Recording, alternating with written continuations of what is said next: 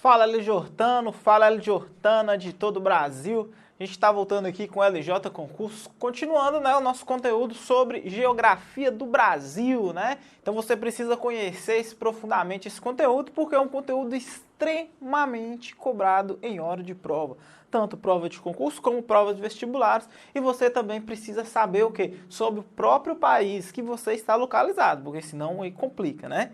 Então, só para continuar, a gente tem que lembrar o que a gente já sabe. A gente já sabe o que? A questão da orientação, né, localização do território brasileiro, né, a gente já sabe disso. A gente vai continuar adentrando em relação a esses conteúdos, né? Algumas pessoas perguntam, por exemplo, o meu mãe sempre falou na outra aula, paralelo, meridiano, Greenwich, Equador, o que seriam isso?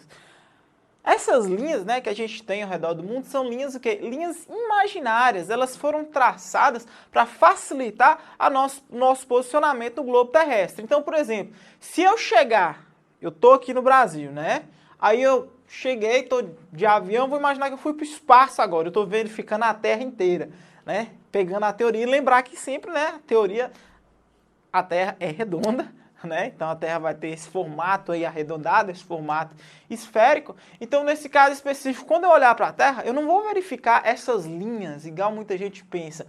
Essas linhas elas são criadas exatamente para facilitar a nossa orientação. Então eu tenho linhas que vão ser linhas na vertical, beleza? Só para vocês terem ideia, linhas na vertical, ó, só para a gente não apagar aqui, mas linhas na vertical, vão pôr aqui, e linhas na horizontal. As linhas na vertical, só para lembrar, eu chamo elas de meridianos.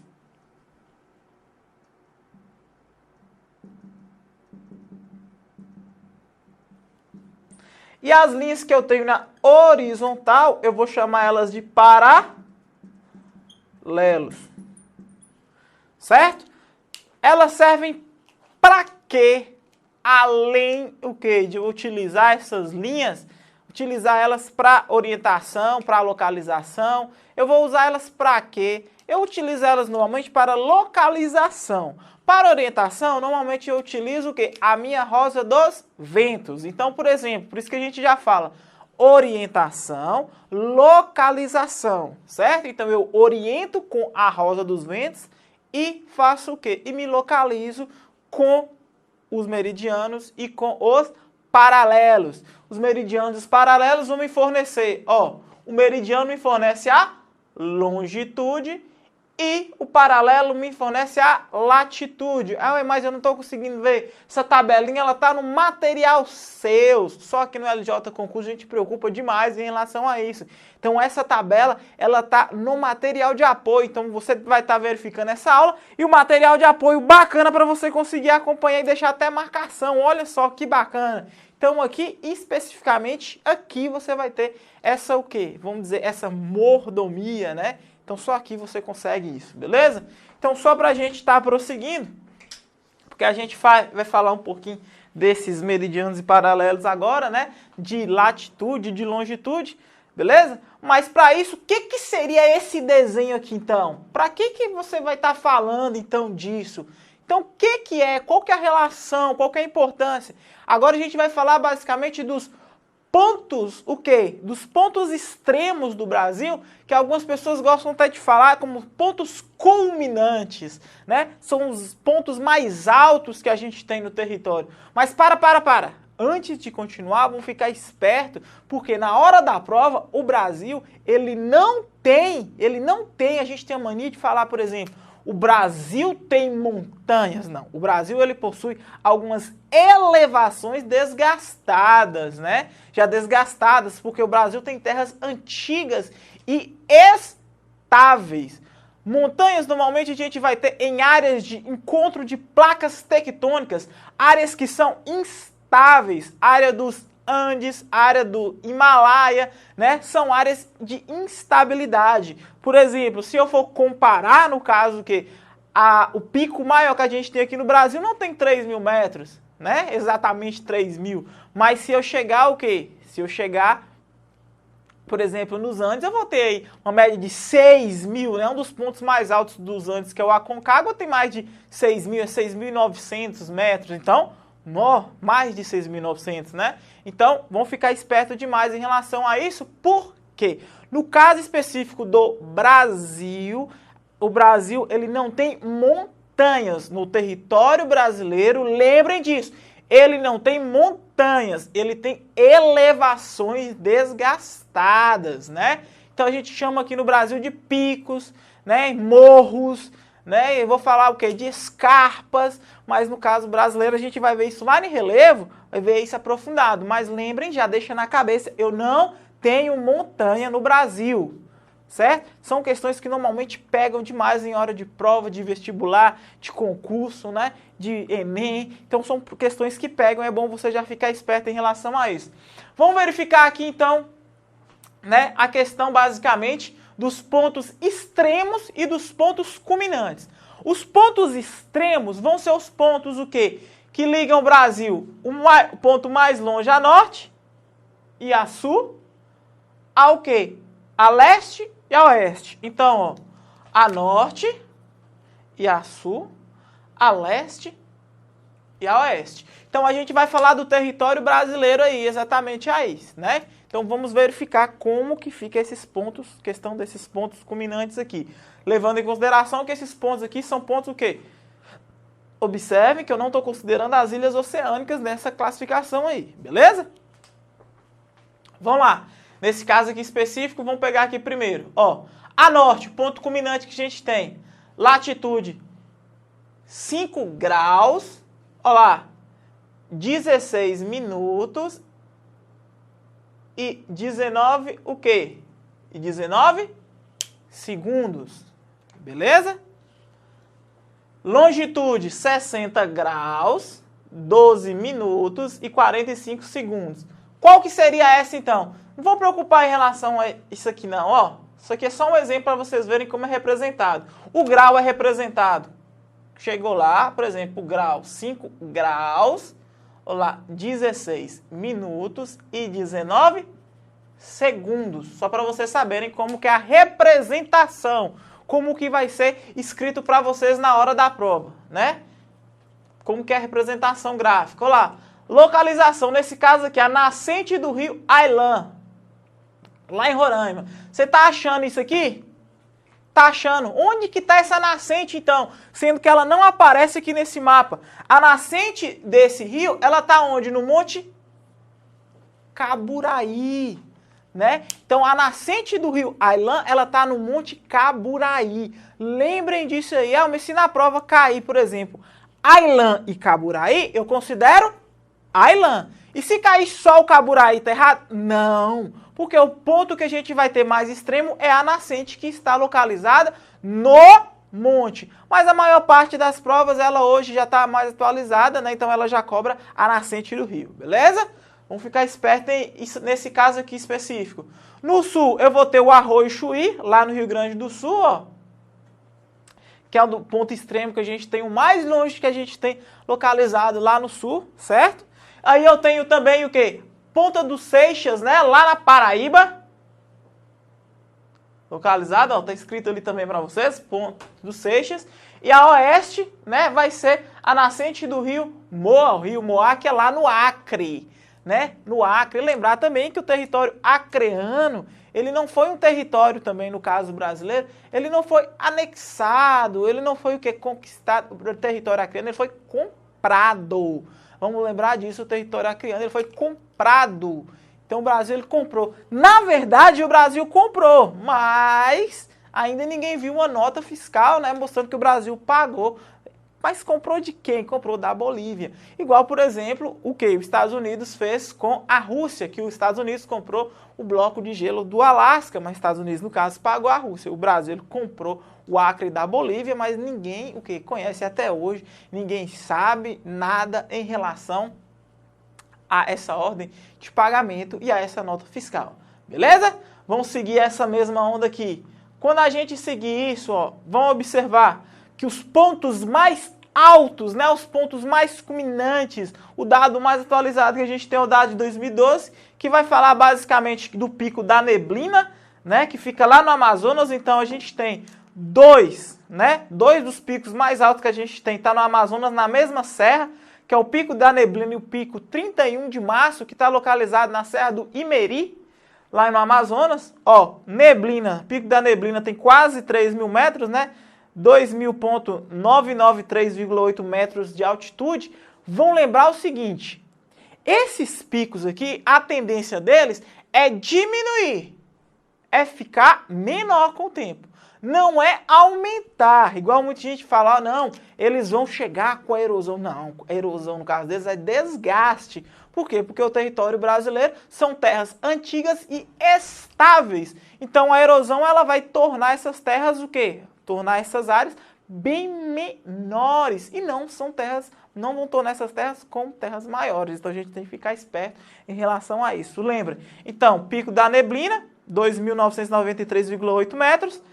Pico 31 de Março, na Serra do Imeri também, 2.972,7. Então lembre aí, já deixa anotado, grifado para você. Esses dois, o que? Maiores picos aqui, eles estão na região norte do Brasil. Então anota aí que está na região norte. Então nesse caso específico eu tenho que ficar esperto, porque gosta de cair em prova? Os dois gostam muito de cair em prova. Cai o pico culminante? Lembrem, são picos culminantes. São o quê? Pontos mais altos, mas não são montanhas. Não são montanhas. Quando eu chegar aqui e falar, por exemplo, o Pico da Bandeira, lá na Serra do Caparaó, né, lá na divisa entre Espírito Santo e Minas, aí eu estou falando de outro ponto também culminante, que tem 2.892 metros, né, 2.892. Observe, gente, que é menos da metade, é menos da metade, por exemplo, do Aconcagua, né, que é o pico mais elevado que a gente tem nos Andes. Beleza? E a Pedra da Mina, que fica na Serra da Mantiqueira, na divisa entre São Paulo e Minas, que tem 2.798,4 metros. Então, lembrem, todos os picos nossos são abaixo de 3.000 metros. Então, lembrem, eles são o quê? Antigos e são desgastados. São antigos e são desgastados. Lembrem disso aí. Ah, mas quer dizer que um dia já foi maior? Pode ser que um dia foi maior, né? Então, pegando esse gancho, lembrem, terras brasileiras.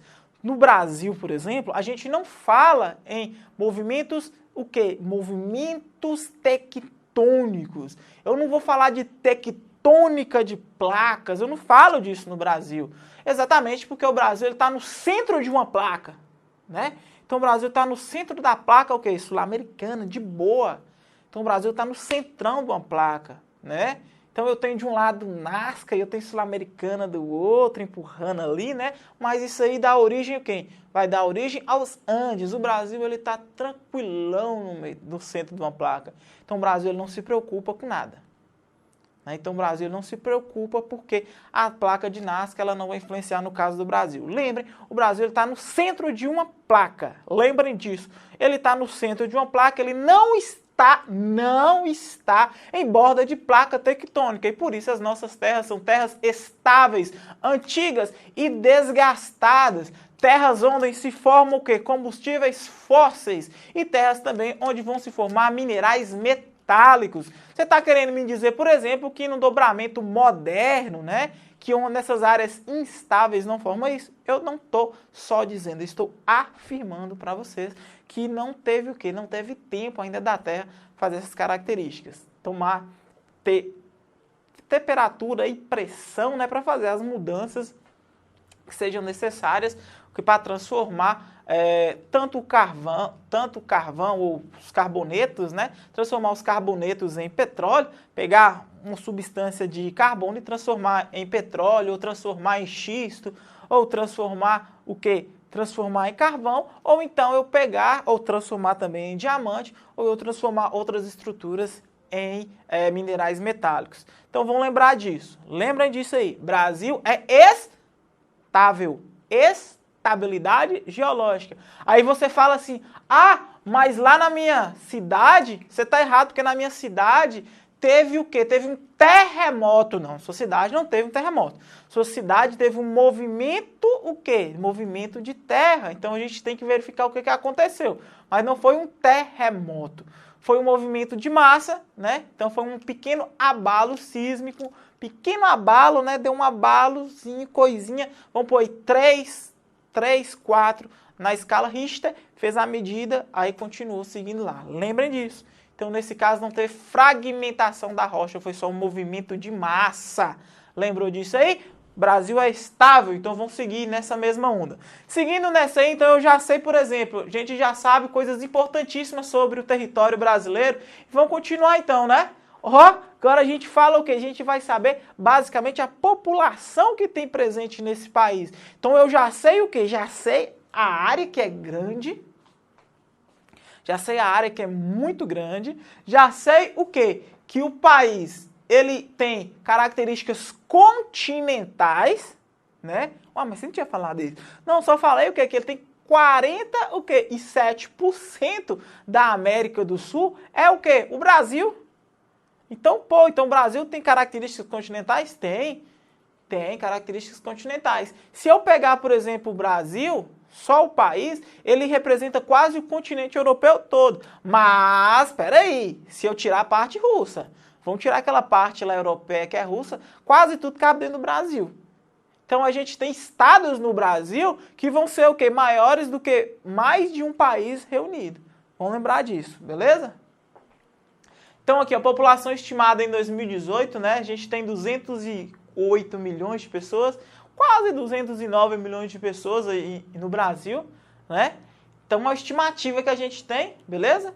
Estimativa do IBGE, densidade demográfica, né? No caso aqui é 22,43 habitantes por quilômetro quadrado. Nesse caso aí, vão observar que grande parte dessa população ainda, ela é localizada nas áreas o quê? Mais próximas dos litorais e nas áreas, hoje já existe um movimento interiorano, mas o movimento interiorano, ele para em determinados locais. A gente vai verificar isso nos movimentos populacionais específicos. Mas a maior parte está ali localizada naquela faixa litorânea, né? E algumas quilometragens para dentro, mas algumas porções do território brasileiro ainda, elas não estão ocupadas. Por quê? Porque não oferece as características, não oferece infraestrutura, também, mas principalmente por causa de questão histórica e também questões climáticas, né? Questões climáticas que são importantes também nessa hora de escolher. Então, por exemplo, vamos imaginar, no semiárido nordestino, vão ser áreas que eu tenho uma pequena quantidade de população. Por quê? Por causa da questão climática, né? Então chove pouco, é muito quente, então falta recursos, não tem infraestrutura, então fica até complicado a pessoa morar lá. Então falta também a questão da água em várias partes, então normalmente a pessoa busca outras áreas para morar, né? Então existe hoje um movimento migratório, né? Mais para o interior, mas ainda a maior concentração, ela está localizada onde? Ela está localizada nas regiões mais litorâneas, localizadas também nas regiões, lembre as mais populosas, região sudeste e região sul do Brasil, que concentram muita população, tem aquela densidade demográfica. O que é densidade demográfica? É o número total de pessoas sobre a área.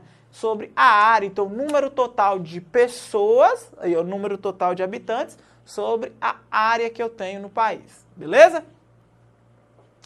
A fecundidade, esse aqui é um que está em ampla queda. Em ampla queda, a fecundidade, o quê? Fecundidade em 2018 já está em 1,77.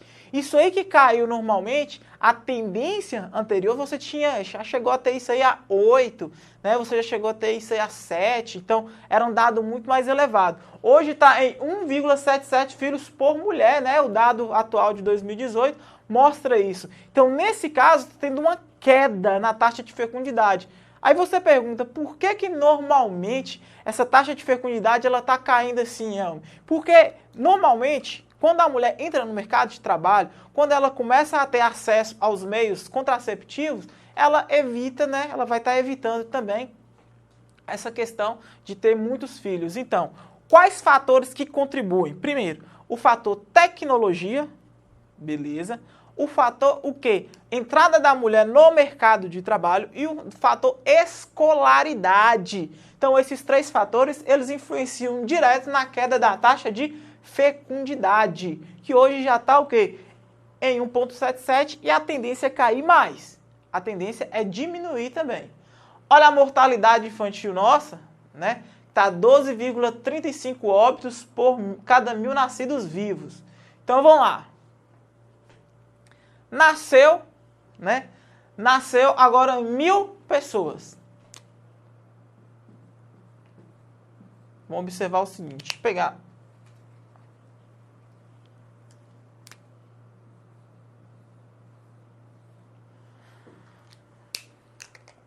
Nasceu agora 1.000 pessoas vivas.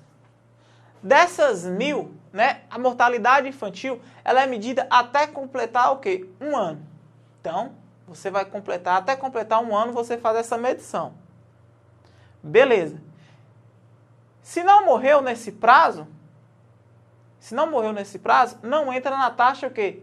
Na taxa de mortalidade infantil. Então, a cada 1.000 nascidos vivos, né? Se nasceu morto, ele não entra nessa contagem. Ele está de fora. Então, se até um ano a pessoa morreu, entra na contagem. Então, nesse caso aqui, vamos observar que a cada 1.000, 12 pessoas, 12,35. Então, vamos pôr aqui. Vamos arredondar para cima? Né? Vamos arredondar para cima, vai ficar até mais fácil do cálculo. Então, a cada 1.000, 13 morrem até completar 1 ano. 13. Ainda está um pouquinho alto? Ainda está, vamos dizer 13. A gente poderia ter dados o quê? Observem que esses dados, eles são o quê? Eles estão caindo. De 2.000 para cá, observem que esses dados só caem. Só caem, tá vendo? A queda é ampla. Mas por que essa queda ela acontece constantemente? Essa queda ela acontece exatamente por causa de acesso aos meios, o quê? Aos meios de saúde que não tinha antes. Então quer dizer que hoje, acesso à alimentação, aos meios de saúde, à renda, né? Então mesmo que ainda não esteja do jeito que deve ser, mas o acesso à renda, o acesso à saúde, o acesso à questão tecnológica, isso tudo e acesso à informação e todos os planos de governo, né? Normalmente os planos da ONU, planos de governo relacionados à saúde, relacionados à economia, relacionados à educação, eles vão influenciar essa queda. Observem que a queda, ela é o quê? De 2.000 para... Observem que 2.000 estava em torno de 30. Em 18 anos está em torno de... um pouquinho, em torno de 13, então foi uma redução de 17 pessoas, né? Então, é muita gente, é quase o que aqui, 1 a cada ano que diminuiu nessa taxa. Então, é importante, o IBGE está acompanhando isso, é importante porque observa para verificar como que o dinheiro está sendo investido. Por que tem que analisar para verificar como que o dinheiro está sendo investido? Lembrando que o Brasil, ele é uma república federativa, né? O que é essa característica de ser uma república federativa? Nesse caso específico, por ser república federativa, vai ser quem vai ser a ponta mais importante que deve ser protegida pelo Estado é o cidadão. E como que o Estado ele vai representar e vai defender o cidadão? Através dos representantes eleitos pelos votos. Quais que são esses representantes? Presidente, senadores, governadores, deputados estadual, federal, vereadores, prefeitos, eles que são basicamente os representantes do povo. Então, temos uma república federativa? Temos uma república federativa. Composta de quê? Essa república federativa, ela é composta de estados e de Distrito Federal. Lembrem disso aí, de estados e do Distrito Federal. No caso específico, a gente tem que ficar esperto nessa questão, porque a gente vai ficar, tem hora que erra e não sabe basicamente o que é essa república federativa. Olá, aí a gente tem o PIB per capita, né? A gente vai ter o PIB per capita. Nesse caso aqui do PIB per capita brasileiro, a gente tem o último dado de 2016, a gente vai ter esse dado de 2016. Essa tabelinha ela tá aí para vocês, beleza? Também. Esse PIB per capita aqui, ele vai estar calculado basicamente para vocês. Você deve observar nada mais, nada menos, nesse caso aqui desse PIB, que vai ser o produto interno bruto, né? Vou pegar produto interno bruto, vai ser a soma de todas as riquezas produzidas em um determinado período e dividir o quê? Pela população. Aí dá o meu PIB per capita brasileiro. PIB per capita, ele é um dado o quê? Ele vai ser um dado, como eu posso dizer para vocês? Ele é um dado que não verifica a distribuição da renda, se ela está sendo igualitária ou não. É o total dividido pela população, nada mais. Aí eu tenho aqui o IDH, né? Que é o Índice de Desenvolvimento Humano. Né? O Índice de Desenvolvimento Humano tem uma característica interessante. Por quê? Chegou a hora da prova, tem hora que a pessoa tem uma vontade de errar como que o IDH é calculado. O IDH ele é calculado através de 3 bases, que você pode chamar lá na hora da prova de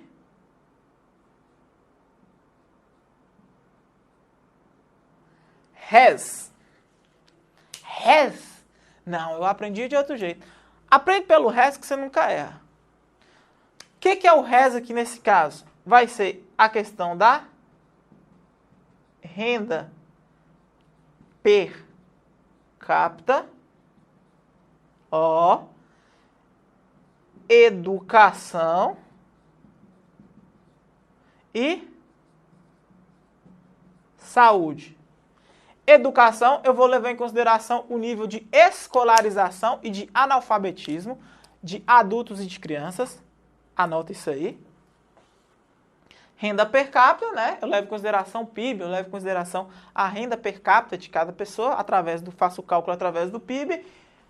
O S de saúde, eu levo em consideração o quê? A expectativa de vida ao nascer, beleza? E no caso brasileiro, a gente tem expectativa de vida aí. Vamos calcular a expectativa de vida nossa, hoje está em torno de 68 anos, né? Mas ela está melhorando cada ano. Mas melhora por quê? Melhora por causa do acesso à tecnologia, do acesso a medicamentos, do tratamento melhor de saúde. Isso até dá um problema em relação à questão previdenciária, né? Aí vamos lembrar o seguinte, o cálculo normalmente é considerado alto acima de 8, acima de 0,8, certo? Que aparece também lá 0,800, que vai aparecer na maior parte dos livros. Só que o PNUD, né, que é o Programa das Nações Unidas, ele coloca o Brasil em 0,75 e classifica o Brasil como alto. Vamos lembrar dessa característica, então o Brasil está no estado de transição, exatamente por isso o Brasil é calculado como alto. A posição do Brasil hoje é 75 em 188 países. Esses 188 países, ele não leva em consideração o quê? Outros territórios onde não é medido, por exemplo, a Coreia, né, do Norte, né, República da Coreia, não faz esse cálculo. Algumas ilhas também, Ilha Salomão, por exemplo, não são calculados o IDH, então eles aparecem lá no relatório sem dados. Então, 188 só dos que são contabilizados, fora os territórios que não são contabilizados. Qual outro território você pode me falar aí que não é contabilizado? Porque só falou local quebrado. Não, eu posso falar com vocês o quê? Mônaco. Então, nesse caso aí, eu não faço o cálculo lá no Principado de Mônaco, também não tem o cálculo do IDH, beleza? Vamos estar seguindo aí. Quando a gente falar o quê? A gente pode falar também especificamente dessa política, dessa divisão política administrativa que a gente tem aqui no Brasil. A gente já sabe que é uma república federativa. Só que cai muito na prova, na hora que cai lá na prova, a questão da divisão desse território, né? Da divisão desse território. Ó, essa aqui é a divisão do território nosso. Então, vamos contar aqui para vocês verem. Vamos separar por regiões. Região Norte. Vamos contar quantos estados eu tenho na região Norte. 1, 2, 3, 4, 5, 6, 7. 7 territórios região Norte, beleza? Quantos eu tenho na Sul? É a mais fácil, né? 3. Quantos eu tenho na região Centro-Oeste? Centro-Oeste. 3 mais um Distrito Federal. Beleza? Quantos que eu vou ter na região Sudeste? 1, 2, 3, 4.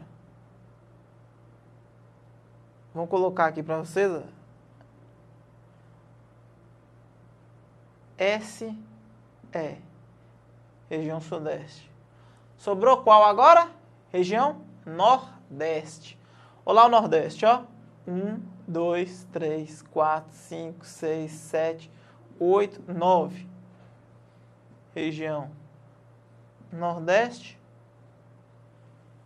9. Beleza? Aí, normalmente na hora da prova, né? Na hora da prova eles estão com mania de perguntar para vocês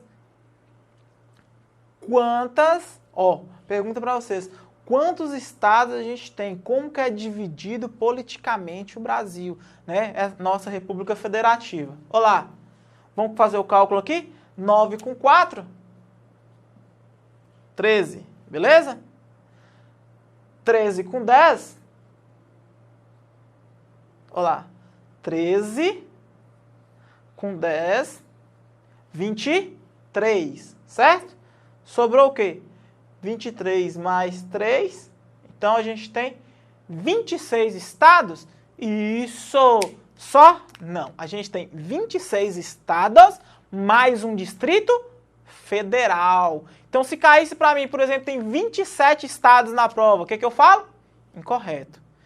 Se eu falar o quê? 26 estados só, está incorreto. Então eu preciso saber que eu tenho 26 estados mais um Distrito Federal.